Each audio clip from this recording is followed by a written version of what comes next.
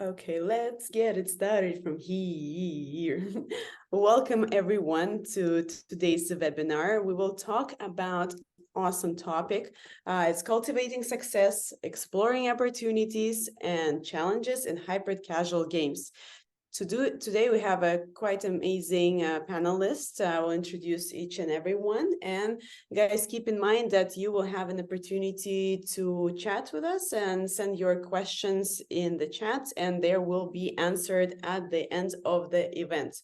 While we're getting started, it will be great if you guys can chat and say where you come from, for example, where you like your location right now, because it's quite international. So we have Alex connecting from the States, we have Ganbayar connecting from Berlin, we have I guess Türker and Tunahan, you're as well in Istanbul, so it's quite international, going out today. It will be great to see how international it gets with all the listeners present.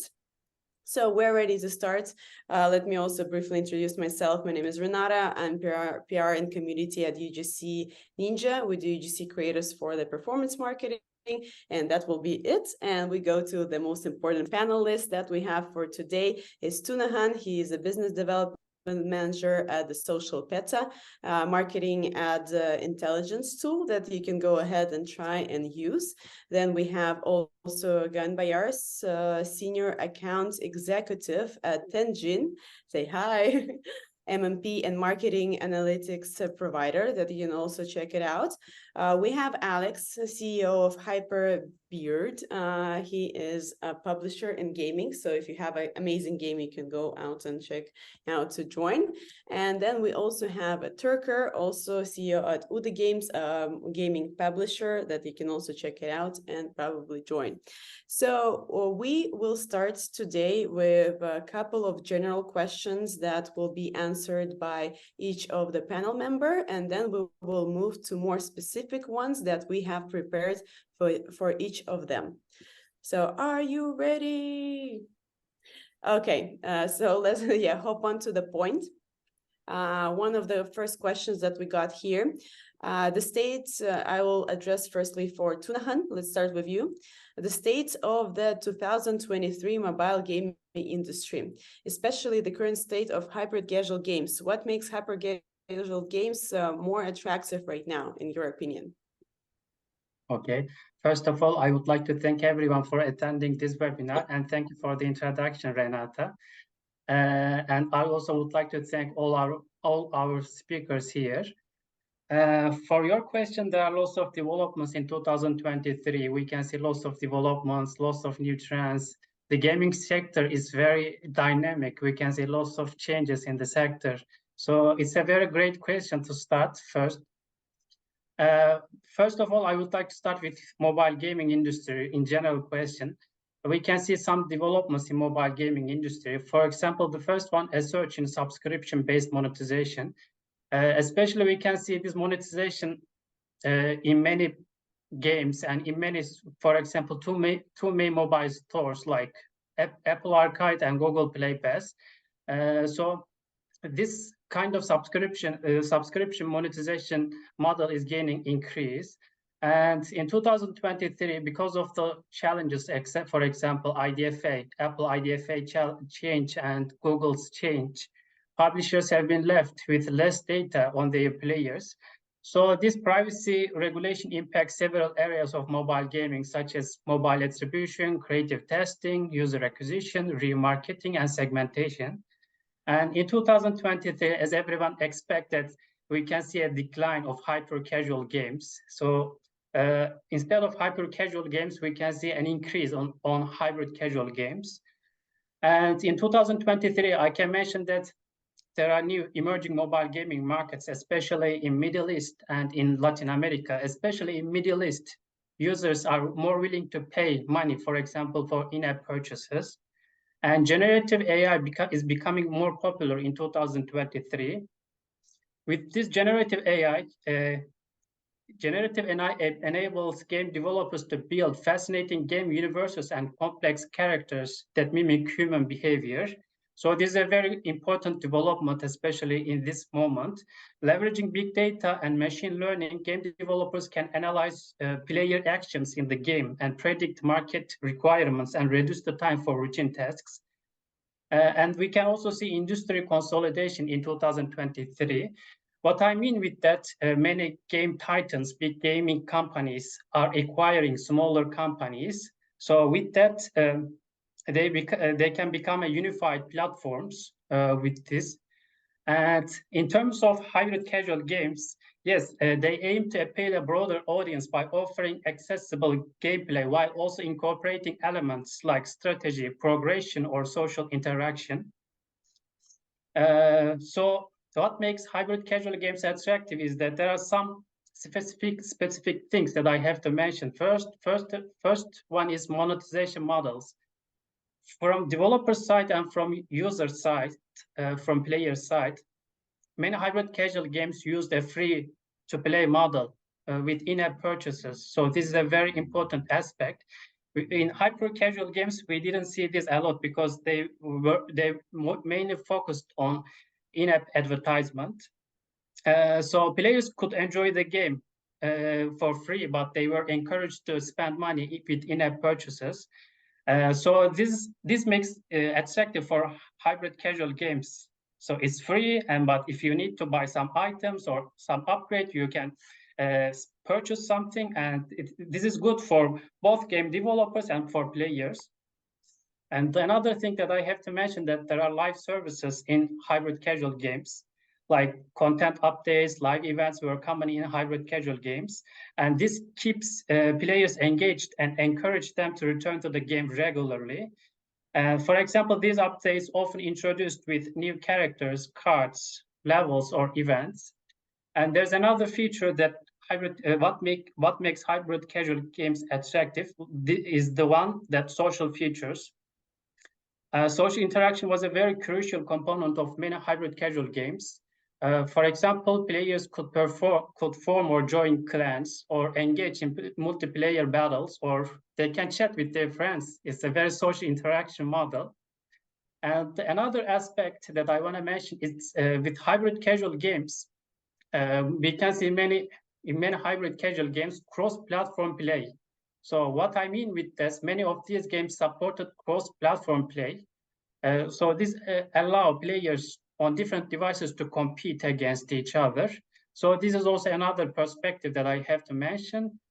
And lastly, I can say that evolving trends with hybrid casual games, there are lots of trends. So the trend is changing and evolving, and developers experimenting new features and mechanics to keep players engaged. And if I compare hyper casual and hybrid casual games, you can see more richer gameplay in hybrid games and more complex graphics and characters and other game mechanics. So those are the things that I have to tell you that what makes hybrid casual games more attractive to players. Okay, awesome. Thank you for your opinion. It seems that you got very prepared. That's awesome, Tunahan. Thank you for that. How about you, Ganbayar? Does your opinion really differ from Tunahan? What do you think of the state of the hybrid casual games in 2023, and what do you think it makes attractive, this area? So I would love to give some figures here. So we have benchmark reports that's releasing stats in the gaming industry from time to time, and then we published some insights for this. And our finding was that compared to last half of 2022 and first half of 2023, eCPM had dropped for Android almost like 26%, right? And for iOS, it dropped like 12%. So this is a very, very significant drop, right? And for hyper-casual games, it's taking a lot of studios like out of business, basically, right? And another finding was that IEP, so in-app purchases, had increased in both platforms by about 24%. So there's a number of things that we can say about this. First of all, like in 2022, we saw that hyper-casual market was very, very saturated, right? It was very hard to maintain, retention amongst users. and then we only see like the top charts, and it's not changing much. So I think hybrid casual genre is coming to change this, right, in a sense, so that the hyper casual development has become more quality to distinguish itself from other hyper casual games. And then because it was because of the dropping eCPM, developers had to rely more on IPs, right? Otherwise, they would not survive. So yeah, this is like if you make it or break it, that kind of situation. If you don't evolve and distinguish yourself from other hyper-casual developers and become a hybrid one, we're still seeing like exactly what the hybrid genre is going to look like, right? Because there's lots of trends, but we know that it's a better gameplay, more opportunities for IAPs, right? And this is I'm very excited to see how it's going to evolve further. That's interesting thoughts. Would be more interesting also to hear out the actual developers and the publishers in the hybrid casual games and to know your opinion more. Türker, can you share what's going on in 2023 for you guys? Yeah, thanks. Like as a publisher, as you said, like we are talking lots of different partners. Like we have other studios, our partner studios that we are currently working. Like we are talking to networks, ad networks, social networks, since we are making like UA operations with them. And also like we are talking to other publishers also like to get their opinion too. So when I look at the state of the mobile gaming for this year, like as I can easily say that from a wide scope, all I hear is about like recession. Like this is the year of the recession had made its top. I have to say this. I mean, like I've been discussing with lots of studios that has to decrease their capacity, production capacity, that has to be shut down, or like even that has to be switch their operation to totally different kind of operations. Like, I mean, like even from creating a hyper casual to change the operation like casual or mid-core kind of game in mobile gaming is a huge kind of switch as an operation. Some studios are really doing like switches like from converting from mobile to PC, and this is like a kind of like shut down a shop and opening a cafe. Like I mean, this is a totally different operation switch. So that's what I hear about the mobile game industry in general. It was also kind of like last year, it was also happening, but this year was like the whole recession completed, hopefully, like at the end of the year. But and as a result, like the survivors stayed here, like Alex and us and all the other publishers and studios are the survivors here from the whole recession process. And I'm pretty sure like the left ones will make the huge success after that point, because like the market is kind of like solid, that made this solidation, and it's kind of ready to fly again. Like from going to the zero, it's now ready to fly again to the 100. And for the hybrid casual side, like I mean, like as Ludo Games, we've been talking about hybrid casual like over a year, like in the panels, in the events, or like around the studios, we are talking to each other, and all we were saying is like, first of all, it's all about like a hybrid monetization model. Like, I mean, sometimes we also don't like to label the games like this is a hyper casual game, this is a casual game, or like this is a hybrid casual game. But after a whole year of creating hybrid casual games, I can say that we are mostly discussing about the monetization models and merging these monetization models with simple but fun to play mechanics. I mean, like for the hyper casual studios, it was all about finding a good mechanic, and if this mechanic brings a good CPI potential with it, it's a hit. It was a story for the hyper casual, but it's not valid right now. So what we need to switch was like to complicate the monetization, to create a better meta layer for the game, to create a simple but again complicated or like getting deeper monetization model with it, but again with the target of finding good CPIs with that tool. Like this is what makes a game hybrid for us. And from the what is difference from the casual games is again like the casual games are like all ignoring about the CPI layer. Like that's all the casual studios are kind of like we don't care about the CPI layer or like marketability layer because we have a really deep gameplay and all we are looking for is like whales who is gonna make like $1,000 in a purchases kinda. But that's not the point for us. Like what we also look for is like getting good results on the UA channels, going for the West kind of downloads, like 10 million downloads, 50 million downloads at the end of the day, but making it with a better LTV, with a better monetization, and in a purchase included also too. Mm-hmm.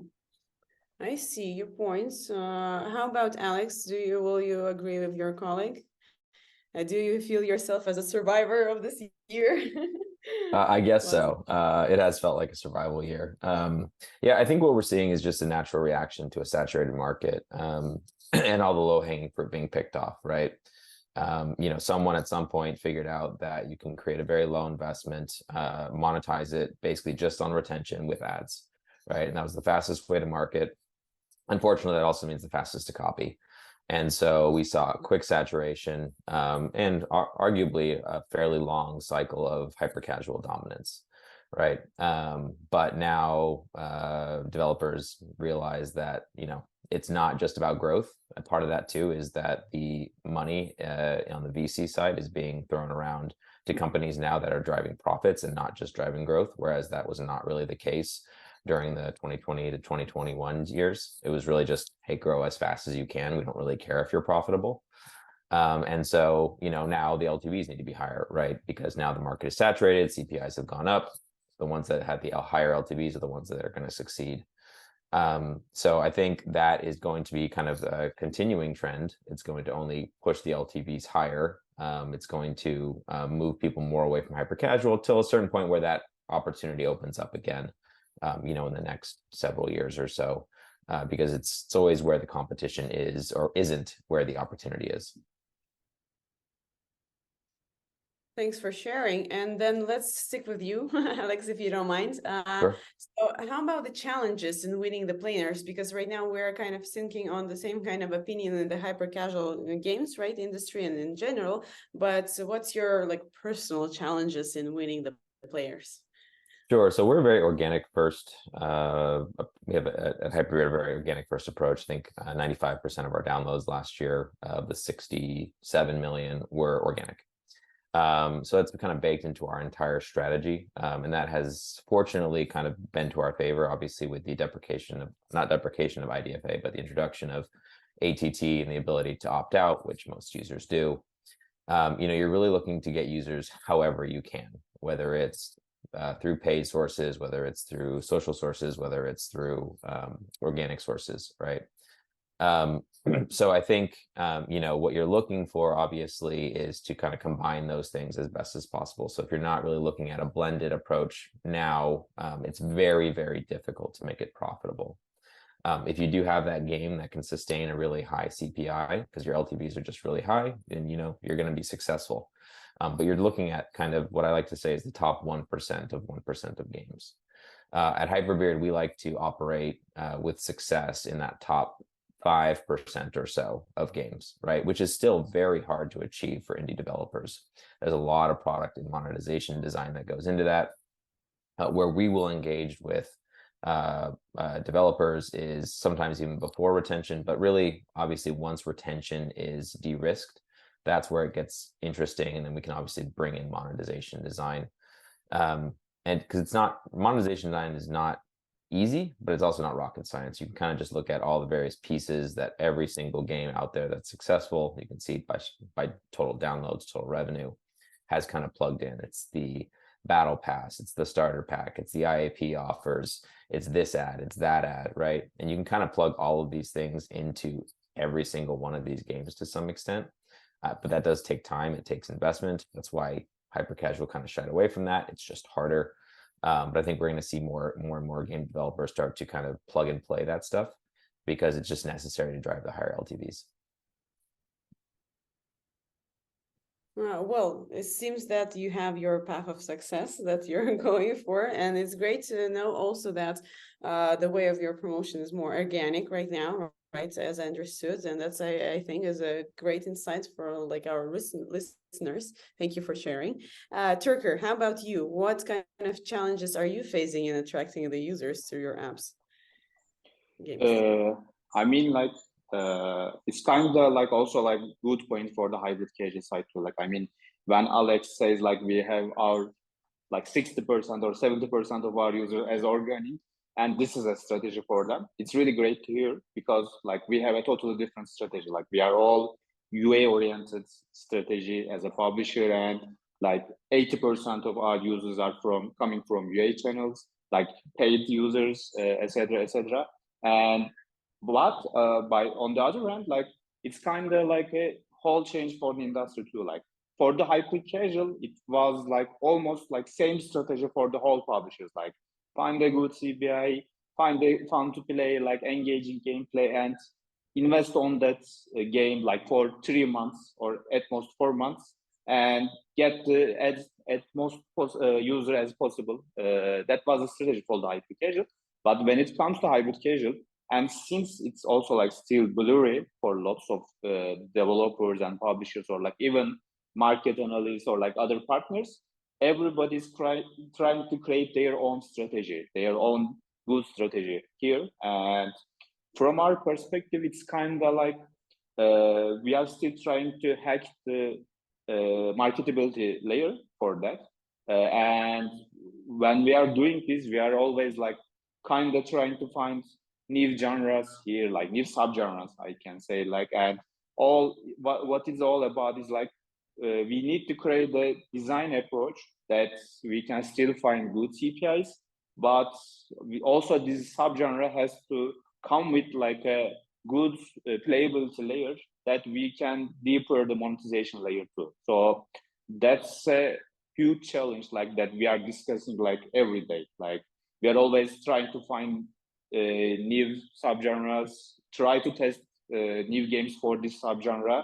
And again, like also as Alex said, like when you are testing a new genre with a good quality product, you have to invest in that a lot. And but also like you have to test lots of different kind of genres here too, or mechanics or monetization models, whatever you say. And like to balance it in like time and productivity is kind of crucial for us. So this is the second challenge. And also like we have to adapt our partner studios to this too. Like most of our partner studios are like coming from a hyper casual kind of background, and it was always like build the first prototype in like at most 3 weeks, and without monetization included, without any layers, deeper layer implemented to the game. And what we are currently doing is like test the games like at most 5 weeks, but with a monetization layer included, with a meta layer included. And like it's kind of like a first part of the soft launch kind of testing phase. And it's kind of challenging for the studios too. Well, yeah, I hear a lot of challenges, and interesting to compare also different type of challenges, even you two as CEOs of hyper casual, also gaming studios, right, face, and that's awesome. So to make it also more dynamic, let's switch to more specific questions right now to our panelists, and if we'll have time, we'll get back to this question as well. So Ganbayar, I have a question for you, as being and Tenjin. For example, any specific user acquisition strategy you would recommend for the current landscape for ad monetized games? Maybe, for example, any specific UA channels to look out for and focus on? What will be your key takeaways? Yeah, so again, we also publish this kind of information in our benchmark report. So the benchmark report has like top UA channels, right? Lowest CPIs, which geos they are. So it's very, very helpful to figure out is the CPI that you're getting, is it like higher than usual, lower than usual?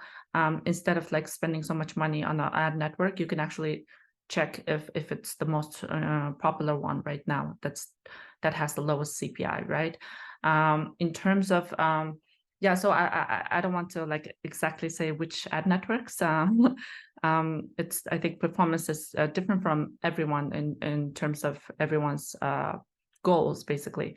But we do see kind of a trend approaching. So there's ROAS optimized campaigns, right? So what it does is that the MMP detects like ad revenue and in-app purchases in the SDK, and then we send this information to the ad networks, and the ad networks optimize on this information. So basically they can see your whole LTV and try to find users that are sending you more IEP if you choose, or ad revenue.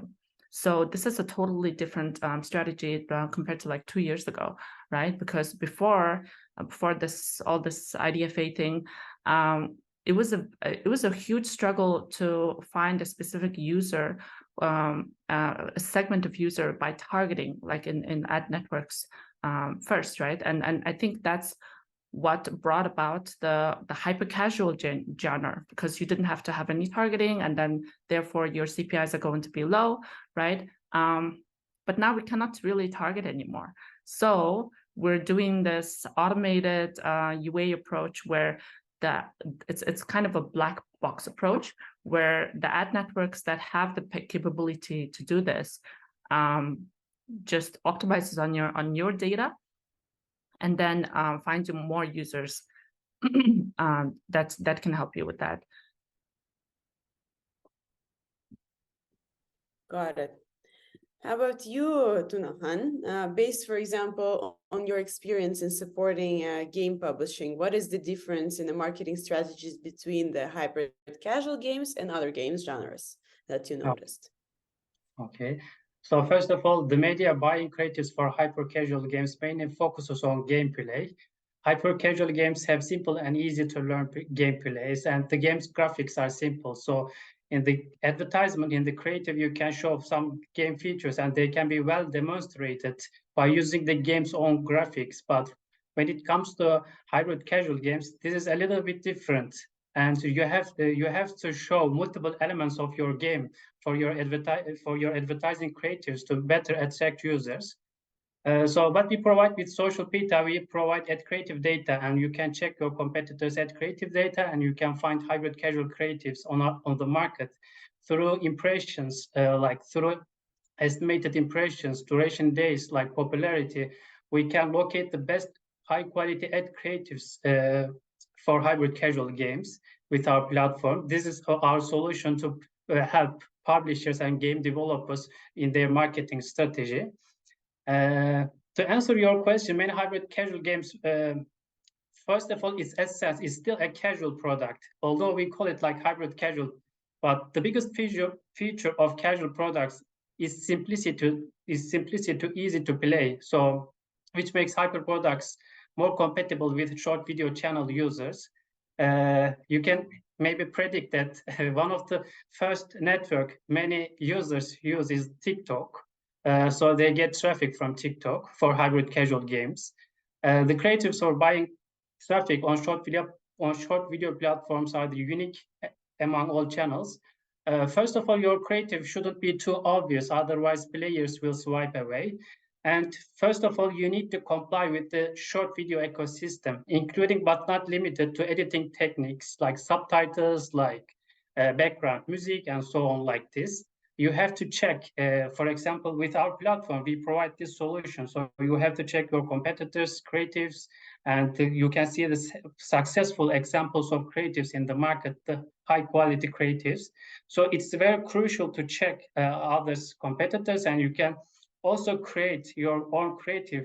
But if you don't check the trends, maybe it won't be easy for you to get many users for your games. And there are some examples of successful hybrid casual games, and their creatives are a little bit, for example, they emphasize some points from their games. I can also mention if any other audiences have questions about this after the panel. For example, I can give some examples from some games. For example, Survivor.io. In this game, they are using, for example, real people. The real people starts talking, and then he starts reading comments. And there's one important point, like one word that keeps attraction of players. For example, in this one of their creatives, they use unbeatable as a touch point to attract users' attention. And finally, they insert the game to complete the user acquisition. They don't directly show the game. First, there's an influencer. It starts with the influencer. And the other examples of, for example, we can see another game like Family Island. In this game's creatives, for example, family stories are also a weapon to attract users. In the one of their ad creatives, for example, there are real people, real actors, and there's a dramatic and exaggerated plots in their ad creatives. And this is very important because when users, when game players see those kind of dramatic and exaggerated plots, they get interested with the creative and they want to check the game. So in one of their creatives, for example, husband cancels wedding at the wedding scene, and there are some dramatic events, so players keep interested with the game. So for hybrid casual games, you have to show your game's rich elements. It's not like hyper casual creatives. It's not like you can show your games, only your games to show, to attract users. You also show to features like upgrades, like some kind of things, your features.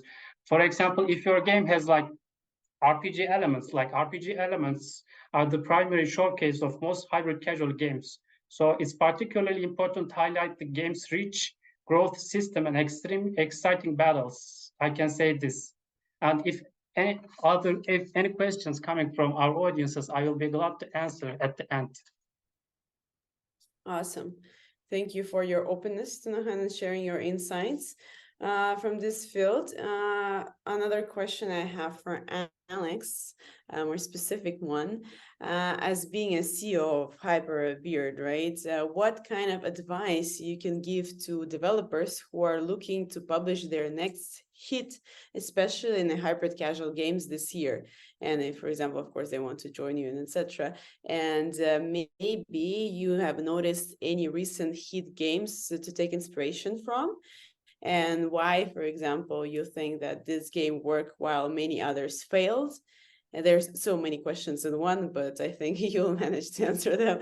And the last but not least, is it still possible to provide some growth in these terms, and maybe some practical cases you can share? Sure. So again, our approach at Hyperbeard is mostly organic driven, and we so with that, we do differentiate from a lot of hybrid casual games in that our games are quite stylized, they're content heavy, they're harder to replicate quicker, although AI can probably change that because you can replicate assets pretty quickly. However, they're branded, right? We have a game called Klepto Cats. We've got Adorable Home, Pocket Love. These are things that you remember, that you want to share. They're cute, they're wholesome, and that kind of plays into our whole marketing strategy. So specifically for publishing with us, we would be looking for an element of that, which is why we're kind of known as the cute casual games publisher, right? But just generally speaking, you kind of have to understand what your marketing approach is. Are you going for a mass market approach where you're not stylized, you can appeal to anyone? If you are, then you really have your pick of any publisher, and then it just becomes a mathematical equation. Does your LTV, is it so much higher than your CPI that the developer's going to want to work, the publisher is going to want to work with you, right? Are you in that top 1% of 1%?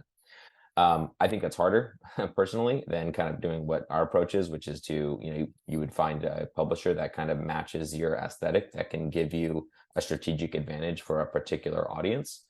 And so that's kind of what we do. And for us, we're still looking mainly at retention. And this is what I tell game developers all the time is, don't worry about monetization so much. If you can't get retention right, you're not going to get monetization right. We're seeing that Your retention has come down over time, over the years. You know, what used to be 55% day one is now 45% day one. And so the marker for kind of what is going to launch and can be very successful has actually come down quite a bit. For example, we launched a game called Pocket Love in 2022. The game was very marketable. We had tested it before we even started building the game, but only had around 35% day one retention. Now, this game made about 5 million in its first year off of 25 million downloads, right? So the LTV per user is not great, but it's just getting a ton of downloads. And so, you know, you have to be willing to throw things at the market as well. Unfortunately, if you go with the mathematical approach, you're not going to throw it at the market until you really meet that goal. And those markers can change quite a bit over time. When you start to measure initially, you know, you're often going to be presented with a golden cohort. And we've seen this time and time again. A developer will come to us, they'll say, hey, our game has, you know, 45% day one retention. You know, we've tested it. Here's, you know, 10,000 downloads.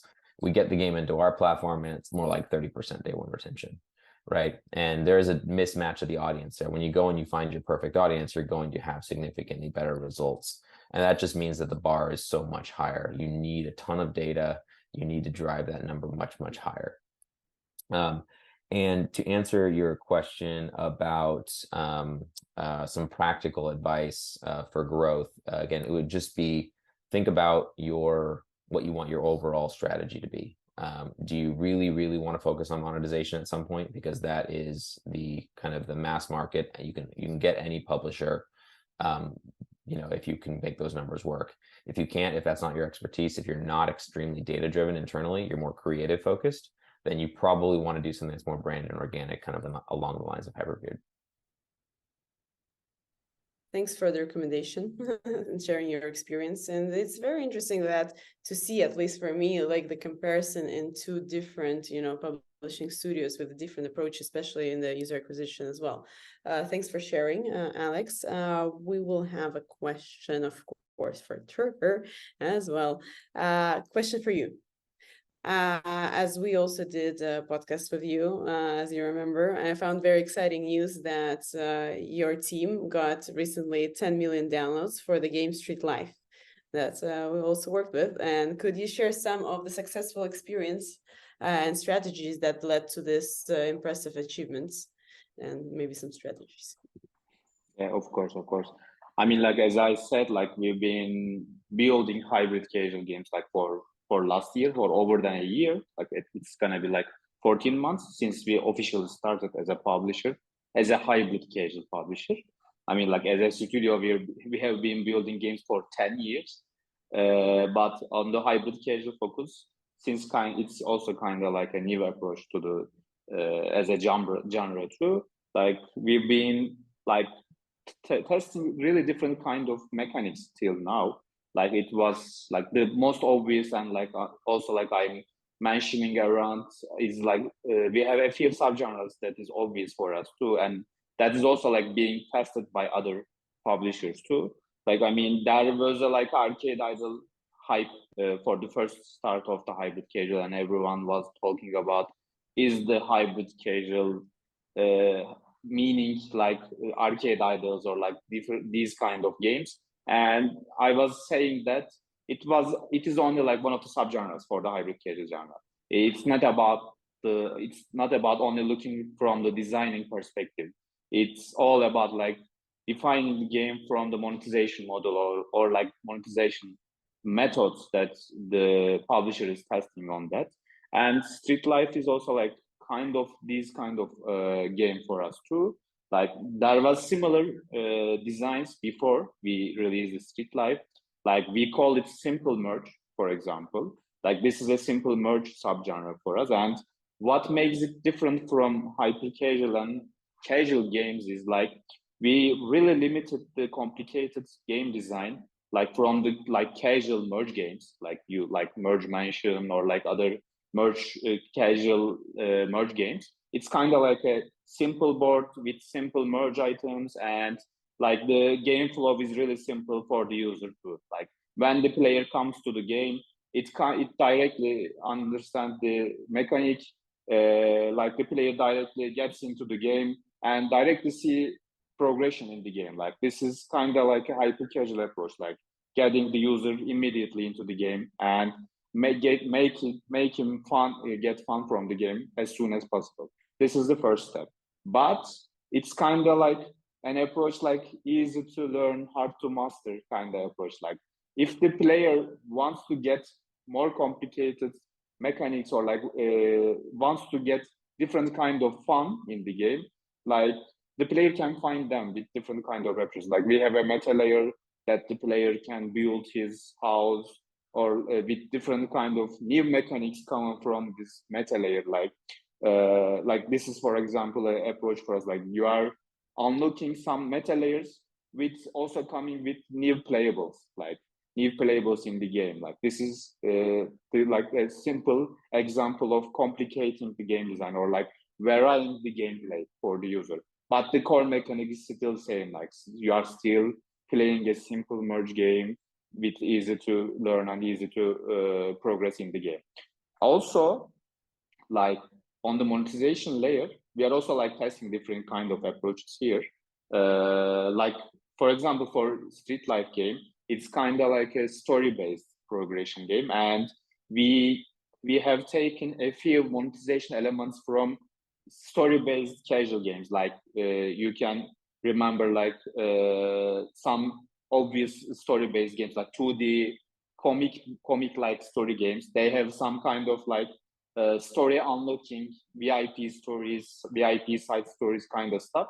We are taking those kind of monetization models from those kind of games, and also like we are taking some elements from the casual merge games too. Like so, this is how we approach to the game. Like we are trying to create a hybrid model, and since it's not tested or like since it doesn't have an example before, like we are trying to make our own recipe for the monetization side, depending on the game, depending on the subgenre we are trying to create. And Street Life is the perfect example for us. Also, like as I mentioned before, like the game started with insane amounts of CPI potential. Like the marketability was insane for the game. Like as like Tunahan mentioned before, like we have all dramatic kind of creatives working perfectly, like on TikTok, on Facebook, and also like on networks like Max or like Iron Source or Unity, etc. Like we have all our potential with different kind of networks, and that made the game easily go to the 10 millions in a short time, like in 3 months. Like, and it was all about profitability at the end of the day, and we didn't kind of schedule an operation like get the vast amount of user as soon as possible. We always try to make the game as profitable as possible, even though since we have potential on the marketability, we kind of easily went to the 10 millions in a short time. That sounds like a success story. Thank you, and congrats on this achievement, Türker. Also, a question, this is quite a general question for each of you, about the prediction of the future of the hybrid casual games, especially taking into the picture the evolving AI, as Alex previously mentioned, right? With AI, it's easier to copy right now. What else, for example, Alex, what do you think will affect hybrid casual, especially with the AI in picture? Sure. So I think, the studios that adopt AI across the spectrum, so from product to marketing, I think is the big point there, right? Because you're able to copy something pretty quickly now, even on the product side. But if you can't also bring that to the marketing side, that's the other half of the equation. We are definitely a little bit worried because our games are very content heavy, and that has been very difficult to copy in the past. Now it's going to be much faster, which just means we need to be more efficient as well in whatever we do. And we just have to get ahead of the trends, because ultimately the tools are going to lag for quite a while. It's not that they won't be helpful, but they're still going to lag the highest performers in the market. So if you don't want to fall behind as the tools get better, you kind of do need to start to look at those tools and use them and just kind of exercise with them right now, right? They're not perfect, but at some point they will get fairly close, obviously with human interaction as well. But we don't want to be in a case where all of our competitors are using it. They're getting all of this great intelligence, that they're cranking out code twice the speed or 5 times the speed as that we are, because then inevitably you'll lose at that point, right? It's like trying to do all your animations hand-drawn versus using Photoshop, right? You can't compete. So the early adopters, I think, will be the ones that are leading in the end, as they usually are. And so I think it's important to kind of jump on the trend early. Well, thanks for also prediction and advice. Tip of advice. Yeah, keep that in mind, guys. Thank you. How about you, Tunahan? What do you think will change, especially in the landscape of hybrid casual and AI? Okay. First of all, for me, the trend of hybrid casual games has been significant and continues to be promising. We will see lots of hybrid casual games in the future as well. Because of these games offer a unique blend of accessibility and depth, and making them appealing to a wide range of users, from casual game, for example, casual gamers to more dedicated players. And we can see lots of success in the market, and in the future we will see lots of successful examples of hybrid casual games. I think the market is getting saturated, and you have to come up with new features. And I think most of game developers will try to stand out and capture the attention of players in the future.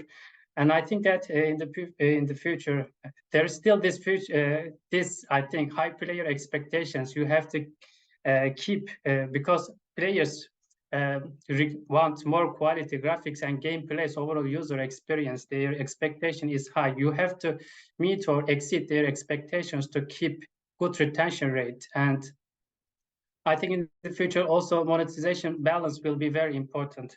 Like in-app purchase or in-app advertisement, there has to be balance. And most of the game developers and publishers who can provide this monetization balance will be successful in the future.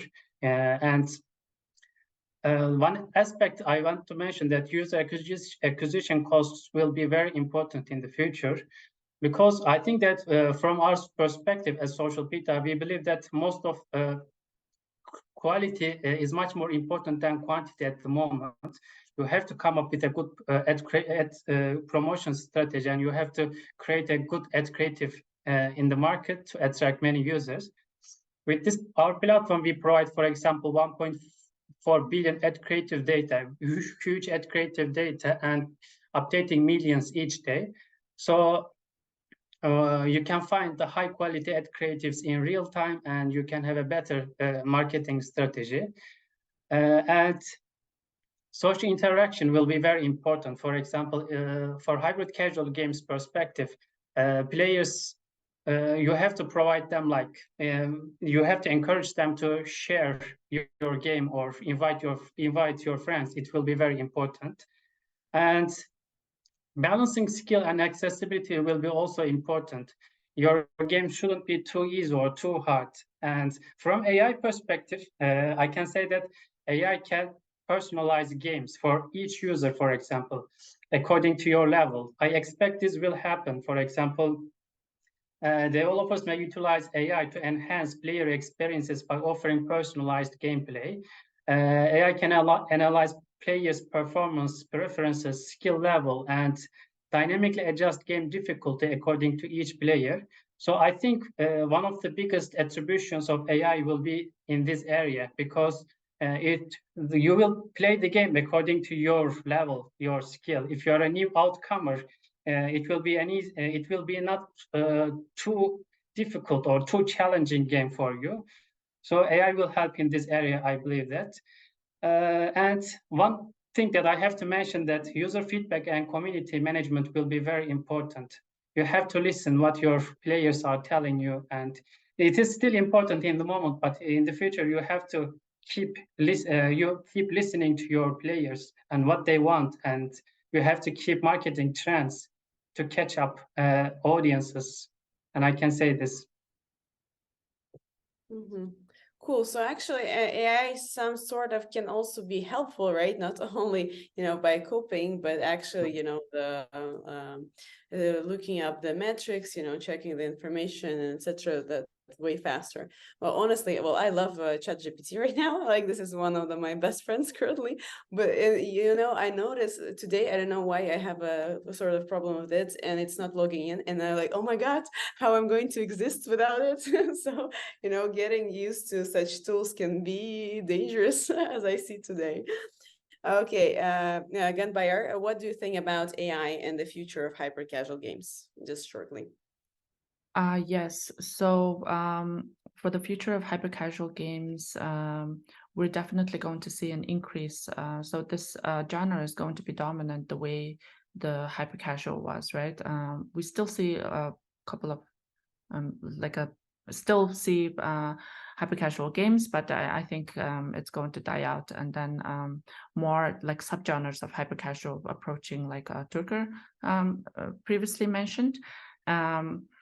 And in terms of like AI, there's a lot of trends approaching. Like I think AI is a great news for game developers, because we've been seeing use cases of generating, creatives using the generative AI pictures. So like you don't have to work on it specifically anymore, right? And you can test it out to see how it's working faster than before. Right. And also there's some use cases in using AI to analyze the trending topics in TikTok. So that's also going to help with organic installs, basically, as Alex was saying. If you capture an already trending topic, and then you can make a game that can benefit from the virality of this, then you get a lot of organic installs. In terms of marketing analytics, we're already doing LTV predictions, right? But there's, with hyper casual, it's a little bit different, because it's longer retaining, and also there's IP involved. So with the help of AI and machine learning, I think we're going to be able to further predict LTV more precisely, like 90 days or 180 days, and basically offset the disadvantages of like the scan and iOS and sandbox related data losses, right? So we don't have to have like deterministic, know every cent where it's going on anymore. We will be able to just take a sample and say, okay, like this campaign is performing better than this. And then, so in terms of like prediction, it also saves a lot of money because you don't have to test games for a long time, because already like day 3, you know what your day 30 LTV is going to be, right? So you can kill the game and kill the UA campaigns earlier in that regard. Mm-hmm. Cool. Usage of AI apparently is evolving, right? Especially not only in the games itself, but in marketing, in the predictions and etc. So that's good to know. How about Türker? What's your prediction of the future of hyper casual and AI especially? Yeah. Like I can directly come with direct samples, like how we use AI right now, and like how we hope the AI is gonna change or like improve itself in the near future. Like on the hybrid casual side, like since the whole projection, or like the whole cycle is about like creating a profitable game, like it's the whole target for like anything, and you have to be really precise about everything. Like when you are creating a campaign, you have to be really careful about like how to scale the how to scale the campaign, when to stop, like as Ganbayar mentioned. And also like on the production side, you have to limit your production times in the best way as possible, but you have to limit it without losing any quality on the product too. Like there are lots of limits, and there are lots of like important points that if you want to succeed on your game. And direct samples here comes like, first of all, like on on the art side, like there are great tools that we can use, or like that we are currently using, like Midjourney or those kind of tools. Even though we don't use the outputs as a like direct product in the direct product, when we get like the AI result as a sample, like or even as an inspiration at the end of the day, this is kind of like huge help for us, like to speed up the process. This is the first thing on the table. And as the second one, again as a direct sample, I'm pretty sure is like simple localizations, like converting text to lots of different kind of languages is insanely simple and as good as like direct localizers in the market. And I'm pretty sure the localization companies is gonna lose their jobs in the near future. That's kind of also on the table. Like the Street Life sample, again, like since it's a story-based game, there are lots of texts in the game, and we kind of translated the game directly using ChatGPT, like 15 different languages with good results. Like we directly tested different languages with the local peoples, and they said like the localization is perfect. And it kind of took our like 10 minutes per language, and it's insane amount of production speed, and also like in the cost side too. So also like finally on the marketing side too, like we are kind of implementing our own UA AIs, like UA oriented AIs that kind of gets the marketability potential of the game, schedule the campaigns like directly by AI, budgets of the campaigns, when to stop them, keep the profitability limits, etc., etc. There are also tools in the market that are trying to do that too, but we are also like kind of investing our own tool on the UA side too. So there are again lots of samples coming into the market, and I'm pretty sure it will get into our life in the near future in different kind of perspectives too. So AI is here, he will be here in the near future too, and that's here for us. True that we can just not we cannot avoid the AI, right? And its impact, I would say, not only even in hyper casual games, but in life in general. Well, thank you very much for your insights. We have a couple of questions here, but we will have time only for one of them. And then, guys, please don't hesitate to go ahead and connect with our panelists on the LinkedIn. Text them as the questions, because you guys are quite open, right? Says and you're open for such a communication. So one question, I guess it's more for the game publishers. So while looking for a publisher, what to keep in mind? I guess it's one of the potential game, like founder wants to connect. And as I understood also from the dialogue of Alex and Türker, we understood that there is a different specification of the publishers as well. Let's start with you, Alex. What to keep in mind while choosing the publisher? Sure. So, assuming you have a game concept, art in mind already, or you've already created some, you're really looking for a similarity in the portfolio. A game publisher will be able to help you most if your game is similar to one of their other games, right? Now that does that on the hybrid casual side, I would say that really holds true pretty much all the way across. Where that will start to change is where you get more mid-core, hardcore, because then you're introducing more cannibalization, and that becomes a worry for the publisher. So look for similarity portfolio, and also don't just necessarily look at publishers that claim to be publishers. You can look at publishers that have one game but it's similar to yours, right? Because we got into publishing in 2018. It wasn't really planned. We just had developers start to come to us. And then we found that games that were similar to our portfolio performed quite well. That is the strategic advantage that publisher has. If your game is in that top 1%, then go look for the biggest, most, best publisher there is, sign for decent terms. Always bear in mind that the more aggressive you are on the negotiation, the less upside the publisher has, and therefore the less work they're going to put in theoretically. But ultimately you do kind of hold all the cards if you were in that top 1% or 1%. Mm-hmm. Cool. Sounds like a plan. Thanks, you, Alex. Türker, how about you? What's your recommendations? What to keep in mind? Yeah. Like when I look at from the I'm kind of assuming that we are talking about like a hybrid casual publisher here.